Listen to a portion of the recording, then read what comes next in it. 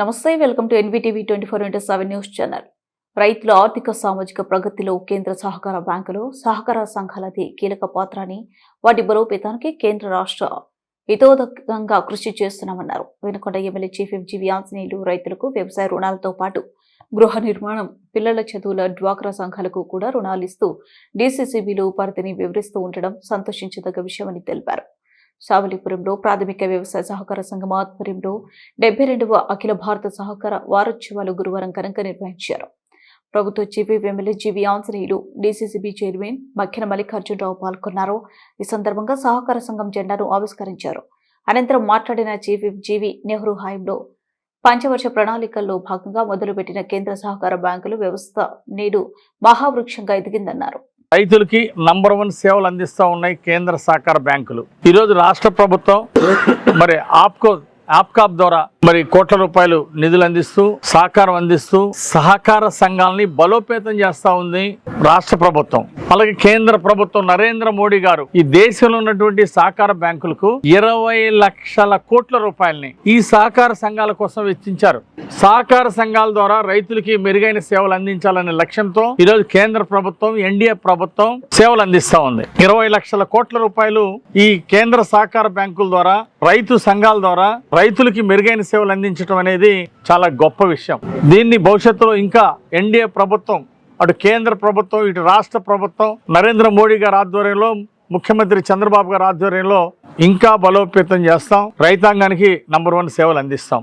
మరి గతం నుండి కూడా ఎరువులు, విత్తనాలు సకాలంలో ఇవ్వడంలో ఈ కేంద్ర సహకార బ్యాంకులు కూడా కీలక పాత్ర పోషించాయి. ఈరోజు మక్కెన మల్లికార్జున గారు జిల్లాలో అన్ని సొసైటీలను బలోపేతం చేస్తున్నారు. ఇంకా రైతులకి వేల మందికి, ఎక్కువ మందికి సేవలు అందించాలని చెప్పేసి ఆ రైతులకు అందించే సేవలను విస్తరింపజేస్తా ఉన్నారు GDCC bank chairman Makkena Mallikarjuna గారు.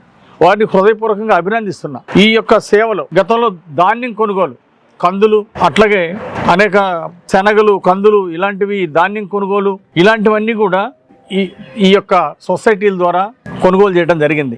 రైతులు ఇబ్బంది పడుతున్నప్పుడు సొసైటీల ద్వారా వాళ్ళు పండిన పంటను కొనుగోలు చేసి రైతులకు కొండంత అండగా ఇవ్వడం, రైతులకు గిట్టుబాటు ధర ఇవ్వడంలో, ట్రాన్స్పరెంట్గా సేవలు అందించడంలో కేంద్ర సహకార బ్యాంకు గొప్ప సేవలు అందించడం ఎంతో అభినందనీయం.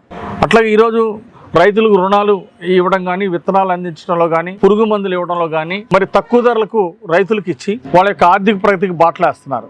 వీరి బ్యాంకు నుండి 7% వడ్డీకే, తక్కువ వడ్డీకే రైతులకు రుణాలు ఇస్తున్నారు. దాని నుండి మళ్ళీ పావలా వడ్డీకి రైతులకు అందించడం కోసం ప్రభుత్వం 3% మళ్ళీ రాష్ట్ర ప్రభుత్వం నుండి ఇంట్రెస్ట్ వీళ్ళకి పే చేస్తున్నాం, బ్యాంకులకు పే చేస్తున్నాం. అంటే పావలా వడ్డీ రుణాలకి ఈరోజు ఎన్డీఏ ప్రభుత్వం, చంద్రబాబు గారి ప్రభుత్వం రైతులకు రుణాలు ఇచ్చి, రైతులకి పెట్టుబడులకు ఇచ్చి పంటలు బాగా పండించుకోవడానికి తోడ్పాటునిస్తుంది. రైతులకు సహకారం ఇస్తున్నటువంటి కేంద్ర రాష్ట్ర ప్రభుత్వాలను మనం అభినందించాల్సిన అవసరం ఉంది. ఈరోజు పావలా వడ్డీ రైతులకు ఇస్తున్నాం. గతంలో 5 ఏళ్ల వైసీపీ పాలనలో రైతులకు ఎందుకు ఇవ్వలేదు పావలా వడ్డీ? ఎక్కడిచ్చారు 5 ఏళ్ళు? 5 ఏళ్ళు రైతులకు మాయమాటలు చెప్పి అధికారంలోకి వచ్చి ఎన్నో హామీలు ఇచ్చి అధికారంలోకి వచ్చినటువంటి గత ప్రభుత్వం, వైసీపీ ప్రభుత్వం ప్రజలను మోసం చేశారు, రైతాంగాన్ని ముంచేశారు, పావలా వడ్డీ రుణాలు ఎత్తేశారు, మాటల్లో చూపించారు, చేతల్లో ఎత్తేశారు. ఎక్కడ రైతులకి పావలా వడ్డీ రుణాలు ఇవ్వకపోవటం, వడ్డీ లేని రుణాలు, ₹1,00,000 దాకా వడ్డీ లేని రుణాలు అది ఎత్తేశారు. పావలా రుణాలు సరిగా అందించలేకపోయింది గత ప్రభుత్వం. రైతులకి ఇన్సూరెన్సు, రైతు పంటలకు ఇన్సూరెన్సు, పంట బీమా ఇన్సూరెన్సు చెల్లింపులు లేకుండా గత ప్రభుత్వంలో రైతులకు తీరని అన్యాయం చేశారు. ఆ విధంగా రైతులకు తీరని ద్రోహం చేసినందువల్ల రాష్ట్రం వైసీపీ పాలనలో ఆత్మహత్యల్లో దేశంలో 2వ స్థానానికి వెళ్ళింది. చాలా సిగ్గుపడాల్సిన విషయం, చాలా బాధపడాల్సిన విషయం. రైతుల ఆత్మహత్యలో దేశంలో 2వ స్థానానికి ఎదగటం అంటే మరి ఆ రోజు రైతులకు తీరని ద్రోహం చేశారు, అన్యాయం చేశారు. రైతులకు గిట్టుబాటు ధర ఇవ్వలేదు. మరి రైతులు పండిన పంటని కేంద్ర సహకార బ్యాంకుల ద్వారా కానీ పండిన పంటలు గిట్టుబాటు ధర ఇవ్వలేదు. పండిన పంటల్ని, ధాన్యాలని వీటిని కొనుగోలు చేయలేదు. కొనుగోలు చేసిన వాటికి డబ్బులు సరిగా ఇవ్వలేదు. ఆ విధంగా చేయడం చాలా బాధాకరం. ఇప్పుడు మహిళా సంఘాలకి రుణాలు ఇస్తున్నారు కేంద్ర సహకార బ్యాంకు, అభినందనీయం.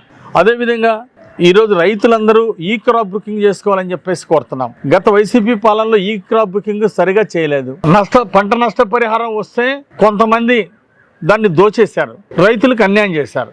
కానీ ఈరోజు రాష్ట్ర ప్రభుత్వం ఎక్కడైనా పంట నష్టం జరిగితే, తుఫాను వల్ల కానీ, అకాల వర్షాల వల్ల కానీ పంట నష్టం జరిగితే ఈరోజు పంట ఇన్సూరెన్స్ ఉంది కాబట్టి నేరుగా రైతు అకౌంట్కి నేరుగా వస్తుంది.